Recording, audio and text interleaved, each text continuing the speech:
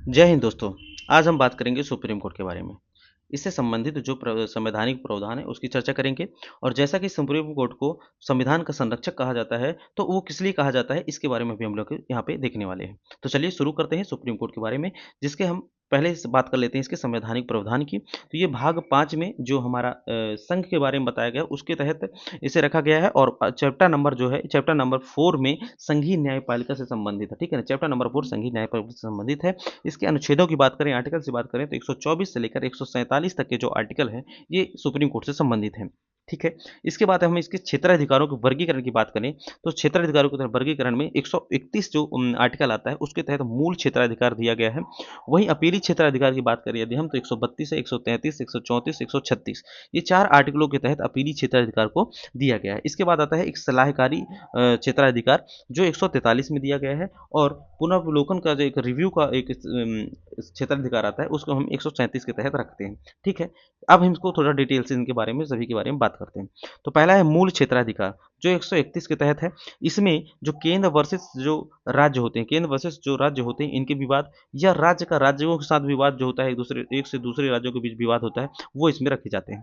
वहीं हम अपीली क्षेत्राधिकार की बात करें, तो 132 जो है, आर्टिकल 132 जो है वो संवैधानिक अपीली क्षेत्राधिकार की बात करता है। वहीं 133 जो है वो दीवानी क्षेत्राधिकार की बात करता है। और 134 जो है आपराधिक की बात करता है। और 136 जो होता है वो विशेष अनुमति याचिका के तहत होता है। ऐसा विशेष जो अनुमति याचिका होती है उसके तहत, इसके तहत होता है, किसके तहत, 136 के तहत। ठीक है ना, 136 के तहत विशेष अनुमति याचिका। ठीक है। तो ये हमें अभी अपीलीय अधिकार देख लिया। इसके बाद हम देख लेते हैं अभिलेखीय न्यायालय के रूप में सुप्रीम कोर्ट जो होती है वो अभिलेखीय न्यायालय के रूप में भी काम करती है। मतलब इसका एक रिकॉर्ड तैयार किया जाता है, जो कि इसके अधीनस्थ जितने भी न्यायालय होते हैं उनके लिए एक बाध्यकारी हो जाता है। और इन्हीं निर्णयों के आधार पर अन्य जो अधीनस्थ न्यायपालिका होती हैं वो निर्णय ले सकती हैं। और ये जो सभी निर्णय जो है साक्ष्य के रूप में होते हैं। ठीक है।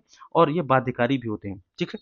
ये ऐसा कौन से केस में कहा गया था, तो ये राय नारायण बनाम सुप्रीम कोर्ट केस में ये कहा गया था कि जो 129 के तहत जो न्यायिक अवमानना है, ठीक है ना, न्यायिक अवमानना के लिए दंड भी दे सकता है। मतलब जैसे कि ये कोई निर्णय सुप्रीम कोर्ट ने दिया और कोई अधीनस्थ न्यायालय ने अगर उसके निर्णय को नहीं माना, तो उसके लिए क्या हो सकता है, ये न्यायिक अवमानना के तहत क्या हो सकता है, दंड दे सकता है। किसी न्यायालय के ऊपर भी हो सकता है, किसी व्यक्ति के ऊपर भी हो सकता है। ठीक है ना, न्यायिक अवमानना, तो न्यायिक अवमानना के लिए क्या हो सकता है, दंड दिया जा सकता है। ठीक है। 129 आर्टिकल याद रखिएगा कि न्यायिक अवमानना के लिए है। अब बात करते हैं पुनर्वलोकन एवं उपचारात्मक याचिका। ठीक है। तो इसमें क्या हो जाता है कि जो पुनर्वलोकन का होता है वो 137 के तहत दिया गया है, रिव्यू करने के लिए 137 के तहत दिया गया है। और 137 आर्टिकल के तहत जो होता है सुप्रीम कोर्ट अपने निर्णय का भी समीक्षा कर सकता है। ठीक है ना, अपने निर्णय की भी समीक्षा कर सकता है, इसको जरूर याद रखिएगा।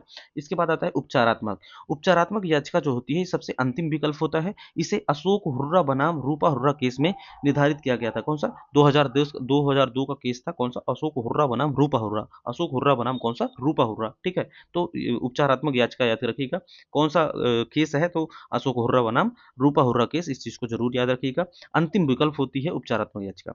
अब बात करते हैं हम इसके सलाहकारी क्षेत्राधिकार के बारे में।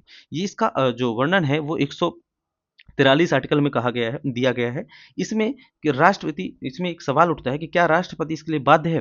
दूसरा सवाल है कि क्या सुप्रीम कोर्ट इसकी सलाह देने के लिए बाध्य है। तो दोनों ही बाध्य नहीं है। ठीक है ना, दोनों ही बाध्य नहीं है। ऐसा किसमें रेफरेंस अगर हम बात करें, तो जो केरल एजुकेशन बिल आया था 1957 में, उसके तहत ये कहा गया था कि दोनों ही इसके लिए बाध्य नहीं है। सुप्रीम कोर्ट इसकी सलाह के मानने के लिए बाध्य नहीं है और सुप्रीम कोर्ट सलाह देने के लिए बाध्य नहीं है। ठीक है।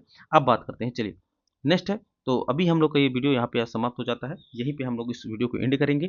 अगर और भी डिटेल्स अगर आपको चाहिए तो कमेंट करके ज़रूर बताइएगा। और आपको ये सेशन कैसा लगा ये हमें कमेंट करके बताइए। ठीक है, क्योंकि आपका कमेंट से ही हमें पता चलेगा कि हमारी वीडियो सही लोगों तक पहुँच रही है और सही तरीके से बन रही है कि नहीं। ठीक है, तो अभी तक आप सभी को देखने के लिए बहुत बहुत धन्यवाद। मिलते हैं ऐसे ही नेक्स्ट वीडियो पर।